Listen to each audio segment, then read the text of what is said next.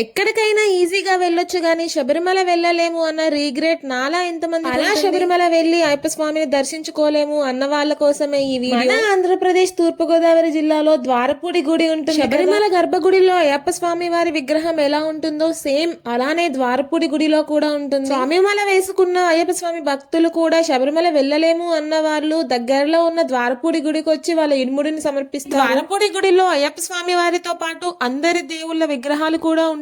ఈ గుళ్ళన్నీ చూడాలి అంటే మినిమం 2 hours పడుతుంది. ఇక్కడ అయ్యప్ప స్వామి వారి గుడి ఎంట్రన్స్ లోనే మంజుమాత ఆలయం ఉంటుంది. స్వామిమాల ధరించిన వాళ్ళు ఇక్కడ మంజుమాత ఆలయం చుట్టూ కొబ్బరికాయని దొర్లించుకుంటూ 3 సార్లు ప్రదక్షిణ చేస్తారు. అయ్యప్ప స్వామిని దర్శించుకున్న తర్వాత ఇక్కడ ఉన్న గురుస్వాములు వాళ్ళ మాలను తీస్తారు. అంతేకాకుండా ఇక్కడ రూమ్స్ ఫెసిలిటీ కూడా ఉంటుంది. మీరు దూరం నుంచి వచ్చినా ఇక్కడ ఫ్రెష్ అయ్యి దర్శనం చేసుకోవచ్చు. మీలో ఎవరైనా ఫ్యామిలీతో ఆలయాలని దర్శించడానికి వెళ్ళాలి అని ప్లాన్ చేస్తుంటే ఈసారి ద్వారపూడికి ప్లాన్ చేసుకోండి. ఇక్కడే అందరి దేవుళ్ళని దర్శించుకోవచ్చు. అంతేకాకుండా ఇక్కడ ఆదియోగి స్టాచ్యూ కూడా ఉంటుంది. దాన్ని నేను నెక్స్ట్ వీడియోలో చూపిస్తాను. That's it for video and follow for more.